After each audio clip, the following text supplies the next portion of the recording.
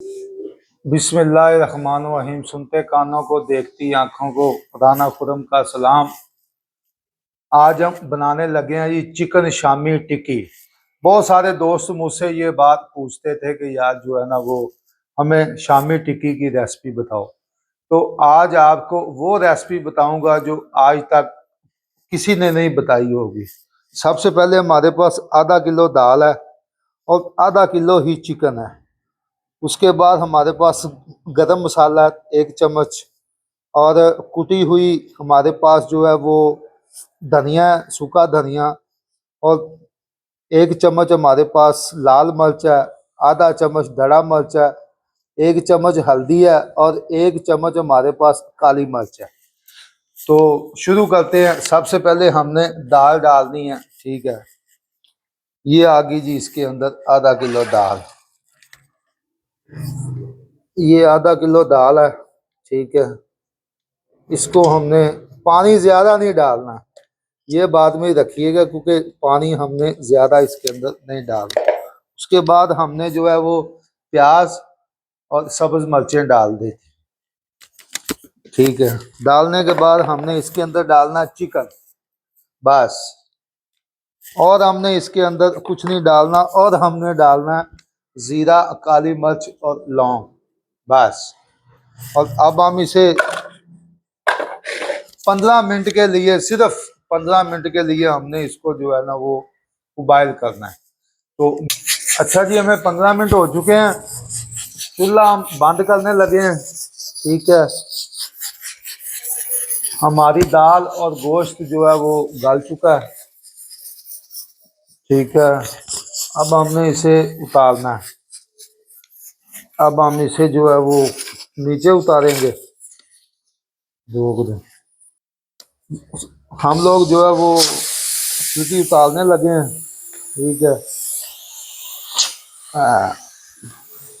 हमारी दाल, हमारा गोश्त जो है वो गल चुका है। ठीक है, अब हम इसे निकालेंगे। ठीक है, तो अभी ये गैस ख़त्म हो जाए। ठीक है, आप दोस्तों की बड़ी बड़ी मेहरबानी कि आप लोग सब्सक्राइब करते हो, मुझे फॉलो भी करते हो। तो मेरी यही कोशिश है कि आपको बेहतर से बेहतर मैं रेसिपी बता सकूं, बेहतर से बेहतर अपने एक्सपेरिमेंट के मुताबिक। ठीक है, अब हम इसे उतारते हैं। ठीक है, गैस हमारा निकल गया, देखते हैं किस तरह का। ठीक है, ओए हाय हाय हाय हाय हाय, गोश्त हमारा और सब कुछ हमारा यस हो गया। अब हमने इसे निकालना है। ठीक है, पानी हमारा बिल्कुल ये देखे खुश्क हो गया, बिल्कुल 100%। ये चीज़ का आपने खास ध्यान रखना है। और दाल हमारी बिल्कुल गल चुकी है। अच्छा, बंद कर।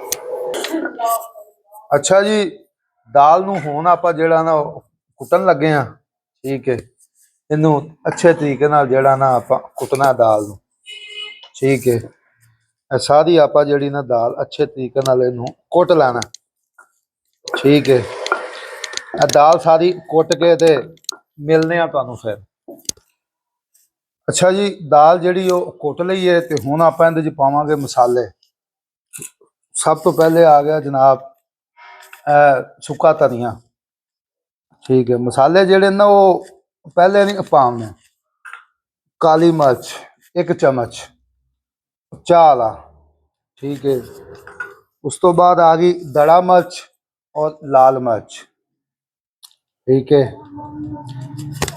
उस तो बाद आ गई जी हल्दी 4 चम्मच। और उस तो बाद आ गया जी नमक। ठीक है, नमक बहुत जरूरी होंगे और नमक तुसी अपने जेड़ा ना वो जायके हिसाब नाल, वैसे असी एक नमक का पाया 1 चम्मच। तो हुण आपां करना मिक्स, ते मिक्स करना अच्छे तरीके नाल। सारा जिहड़ा निज़ाम है ना हुण इत्थे ही होना है। ते करके मिक्स ते तुहानूं असीं मिलने आ फिर। अच्छा जी, मसाले मसूले अपने रेडी हो गए ने, ते हुण आपां बनावांगे टिक्कियां। ठीक है,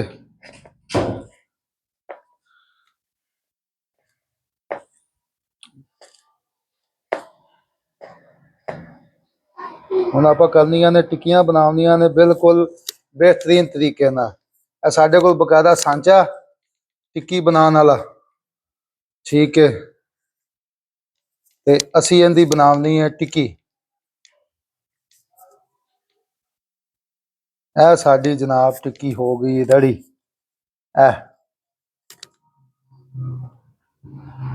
ਇਹਨੂੰ ਐਡੀ ਜਿਹੜਾ ਨਾ ਸਖਤ ਤਰੀਕੇ ਨਾਲ ਨਹੀਂ ਲਾਣਾ, ਬਿਲਕੁਲ ਜਿਹੜਾ ਨਾ ਨਰਮ ਤਰੀਕੇ ਨਾਲ ਇਹਨੂੰ ਜਿਹੜਾ ਨਾ ਉਹ ਤੁਸੀਂ ਲਾਉਣਾ। ਇਹ ਦੇਖੋ ਇਹ ਸਾਡੀ ਟਿੱਕੀ ਹੋ ਗਈ ਰੈਡੀ। ਇਸ ਤਰ੍ਹਾਂ ਹੀ ਅਸੀਂ ਜਿਹੜਾ ਉਹ ਟਿੱਕੀਆਂ ਬਣਾਉਣੀਆਂ ਨੇ, ਠੀਕ ਹੈ।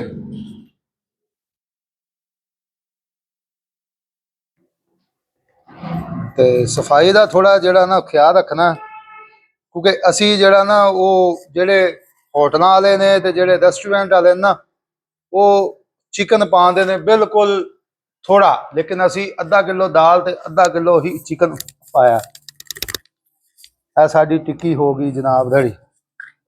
ਸਾਰੀਆਂ ਟਿੱਕੀਆਂ ਬਣਾ ਲਈਏ ਤੇ ਫਿਰ ਮਿਲਨੇ ਆ। ਟਿੱਕੀਆਂ ਅੱਛਾ ਜੀ ਇਹ ਅਸੀਂ ਬਣਾਈ ਜਾ ਰਹੇ ਹਾਂ, ਠੀਕ ਹੈ। ਟਿੱਕੀਆਂ ਜਿਹੜੀਆਂ ਨੇ ਉਹ ਰੈਡੀ ਹੋਈ ਜਾ ਰਹੀਆਂ ਨੇ, ਠੀਕ ਹੈ। ਇਹ ਸਾਰੀਆਂ ਟਿੱਕੀਆਂ ਬਣਾ ਲਈਏ ਤੇ ਮਿਲਨੇ ਆ ਫਿਰ ਤੁਹਾਨੂੰ। ਅੱਛਾ ਜੀ ਟਿੱਕੀਆਂ ਸਾਡੀਆਂ ਜਿਹੜੀਆਂ ਨੇ ਉਹ ਮੁਕੰਮਲ ਤਕਰੀਬਨ ਹੋ ਚੁੱਕੀਆਂ ਨੇ, ਠੀਕ ਹੈ। ਤੇ ਮੇਰੇ ਖਿਆਲ ਦੇ ਮੁਤਾਬਕ 20 ਟਿੱਕੀਆਂ ਹੋ ਚੁੱਕੀਆਂ ਨੇ, ਬਾਕੀ ਇਹ ਹੋ ਰਹੀਆਂ ਨੇ। ਜਿਸ ਤਰ੍ਹਾਂ ਮੁਕੰਮਲ ਹੁੰਦੀਆਂ ਨੇ ਤੇ ਮਿਲਨੇ ਆ ਫਿਰ। ਲਓ ਜੀ ਟਿੱਕੀਆਂ ਸਾਡੀਆਂ ਹੋ ਗਈਆਂ ਨੇ ਜਨਾਬ ਰੈਡੀ ਬਿਲਕੁਲ। ਇਹ ਤਕਰੀਬਨ 27 ਟਿੱਕੀਆਂ ਬਣੀਆਂ ਨੇ, ਠੀਕ ਹੈ। ਹੁਣ ਤੁਹਾਨੂੰ ਇਹਦੇ ਤੇ ਲਾਗਤ ਦੱਸ ਰਹੇ ਆ। ਸਾਡੀ ਜਿਹੜੀ ਹੈ ਪ੍ਰੋਪਰ ਜਿਹੜੀ ਇਹਦੇ ਤੇ ਲਾਗਤ ਆਈ ਹੈ ਨਾ, ਉਹ ਤਕਰੀਬਨ 600 ਰੁਪਇਆ ਇਹਦੇ ਤੇ ਲਾਗਤ ਆਈ ਹੈ, ਜਿੰਦੇ ਚ ਮਸਾਲੇ ਵਗੈਰਾ ਗੈਸ ਵਗੈਰਾ ਡਾਲ ਕੇ, ਠੀਕ ਹੈ। ਜਿਹੜੇ ਭਾਈ ਕੰਮ ਕਰਨਾ ਚਾਹੁੰਦੇ ਨੇ ਨਾ ਕਮਰਸ਼ਲ ਲੈਵਲ ਤੇ, ਇਹ 600 ਰੁਪਏ ਦੇ ਵਿੱਚ 27 ਟਿੱਕੀਆਂ ਬਣੀਆਂ ਨੇ, ਠੀਕ ਹੈ। ਤੇ 60 ਰੁਪਏ ਦੀ ਇੱਕ ਟਿੱਕੀ ਦਿੱਤੀ ਜਾਂਦੀ ਹੈ। ਕਮ ਸੋ ਕਮ ਇਹ 1400-1500 ਰੁਪਇਆ ਇਹਦੀ ਸੇਲ ਹੈ। ਤੇ ਸਮਝ ਲਓ ਕਿ ਤੁਹਾਨੂੰ ਇਹਦੇ ਚੋਂ 1000 ਰੁਪਇਆ ਬਚਣਾ ਹੈ। ਤੇ ਜੇ ਅਗਰ ਤੁਹਾਨੂੰ ਰੈਸਪੀ ਅੱਛੀ ਲੱਗੀ ਹੋਵੇ ਤੇ ਜ਼ਰੂਰ ਲਾਈਕ ਕਰੋ, ਸ਼ੇਅਰ ਕਰੋ, ਸਬਸਕ੍ਰਾਈਬ ਕਰੋ। ਅੱਲਾ ਹਾਫਿਜ਼।